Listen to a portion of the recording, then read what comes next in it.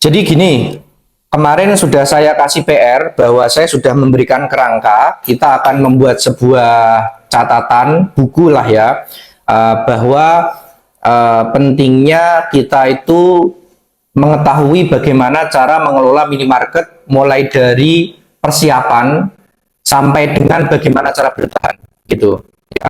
Kenapa? Karena begini, saat itu kan minimarket sudah, tetapi ternyata di sela-sela itu saya masih menemukan bahwa ternyata masih ada potensi untuk kita buka minimarket gitu. Jadi memang kuenya itu sudah benar ada. Kalau kita salah ngambil potongan kue ya nggak bisa. Makanya saya masih melihat bahwa ada potensi-potensi yang mana kita bisa buka minimarket. Tentunya adalah di lokasi. Jadi di lokasi-lokasi tertentu masih sangat berpotensi. Tapi di lokasi-lokasi tertentu itu kita memang benar-benar nggak bisa. Karena dengan pelaku usaha yang sudah sangat banyak. Ya, artinya adalah banyak lokasi yang sebenarnya masih potensi. Ya, salah satu contohnya adalah di luar Jawa, jelas lah ya, banyak sekali. Tapi lebih spesifik adalah bagaimana ketika kita bisa menemukan lokasi atau lokasinya calon mitra yang dia konsep berdekatan dengan minimarket nasionalnya adalah sifatnya nyegati begitu, yang sering saya sampaikan. Bahwa ketika minimarket di jalan utama terus ada gang masuk, minimarket kita itu berada di situ. Jadi nyegati, konsumen mau keluar ke jalan raya disegati begitu. Jadi memang kita harus tahu dulu, ilmunya harus tahu dulu. Makanya pentingnya kita itu memberikan edukasi yang apa adanya, bahwa segala sesuatu itu harus dipersiapkan. Kenapa? Banyak sekali. Ya, tidak banyak, tapi banyak. Ya, minimarket nasional ada, Indomaret ada 22.000 sekian, Alfamart juga ada 22.000 sekian, terus SRC, mitra SRC itu sudah ada ratusan ribu begitu. Belum lagi merek-merek minimarket yang lain. Sehingga pentingnya kita itu, saya punya misi untuk kita itu benar-benar sharing supaya pengetahuan tentang minimarket itu tersebar begitu. Jadi kita benar-benar apa yang sudah pernah kita kerjakan, sharing apa yang sudah pernah kita sharingkan dengan calon-calon mitra, dengan mitra, sukses story apa yang sudah pernah kita alami, kita sharingkan.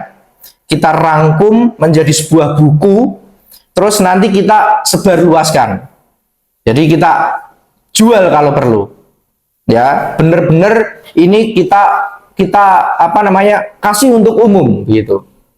Ya, jadi kita buka mulai dari yang pertama tadi, bagaimana kita itu mulai dari mempersiapkan, bagaimana memulai, jadi persiapan ya, jadi mulai dari bisnis plan yang matang, modal yang cukup, pilihkan lokasi yang strategis dan lain-lain ya, sampai dengan bagaimana kita itu bisa mengelola minimarket. Jadi ilmu memulai, terus ilmu mengelola, terus yang terakhir adalah bagaimana bertahan. Jadi 3 itu. Jadi nanti benar-benar bukunya kita kasih aja, kita jual, kita buat keranjang kuning di platform TikTok kita kalau perlu. Ya, jadi benar-benar kita edarkan luas, berarti supaya orang umum itu benar-benar bisa belajar. Itu. Tapi Pak, kalau nanti Toko Mandiri Indonesia meluncurkan buku, itu kan customer bisa buat minimarket tanpa pakai jasa kita. Gimana nanti Pak? Oke teman-teman, jadi ini pertanyaan yang bagus, bagaimana ketika kita sudah share materi berupa buku di sosial, bagaimana nanti orang tidak menggunakan jasa kita. Prinsipnya begini, tenang saja bahwa kita itu dari dulu sudah bikin video edukasi di YouTube. Penontonnya itu sudah ratusan ribu bahkan jutaan ya. Tetapi juga kita masih setiap bulan buka minimarket atau tetap kita ada jasa. Artinya apa? Artinya sebenarnya itu konsumen itu tidak semuanya ingin sendiri. Ya. Jadi nanti yang pengen buka sendiri ya buka sendiri, yang menggunakan jasa kita yang menggunakan jasa kita. Yang buka sendiri seperti apa? Yang misalkan modalnya terbatas, terus juga tipenya mau belajar, mau tanya sana sini, ya. Yang tidak punya cukup waktu karena sudah punya banyak kesibukan, yang sudah punya bisnis lain mau ekspansi, nah itu tetap bisa menggunakan jasa kita. Artinya sudah akan terbagi kok, tenang saja ya, akan terbagi. Tetapi prinsipnya begini, sebenarnya itu sama saja. Mau buka sendiri atau mau menggunakan jasa kita, itu sebenarnya sama saja. Sama-sama mengeluarkan biaya. Kalau menggunakan jasa toko mandiri kan jelas ada jasanya, biaya jasanya. Kalau mau buka sendiri, memang jasanya nol, tapi akan ada biaya-biaya tak terlihat. Seperti apa? Proses pembelajaran itu butuh biaya yang luar biasa. Ya, ketemu sales salah PO, ya, kebanyakan harganya kemahalan atau asetnya salah PO, begitu. Ya, bahkan ketika kita melakukan recovery itu kan banyak yang salah setting harga, yang seharusnya setting murah tapi mahal, yang seharusnya kita bisa ngambil untung malah murah semurah-murahnya. Artinya sehingga itu semuanya ada biayanya. Begitu, hanya biayanya nggak terlihat, dan biaya nggak terlihat itu sebenarnya sangat besar. Bahwa customer itu ada banyak, ya. Yang sering saya sampaikan bahwa customer itu ada banyak macamnya. Saya ulangi, customer itu ada 8 macamnya, ya. Ada customer baru, customer lama, customer lambat, customer yang tidak sabaran, customer yang kaya, customer yang pas-pasan,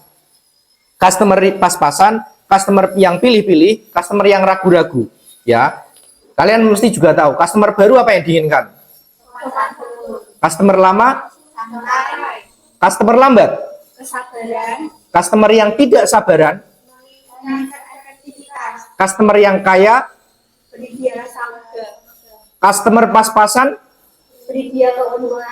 Customer yang pilih-pilih? Customer yang ragu-ragu? Nah, kan beda-beda, ya. Sehingga ketika kita menghadapi orang banyak pun itu juga beda-beda. Konsumen itu juga beda-beda, ya. Sama, tidak semua konsumen itu suka belanja di minimarket nasional. Ada yang memang suka belanja di toko-toko lokal. Ada juga yang suka belanja bulanan di minimarket yang atau swalayan, gitu. Jadi masing-masing.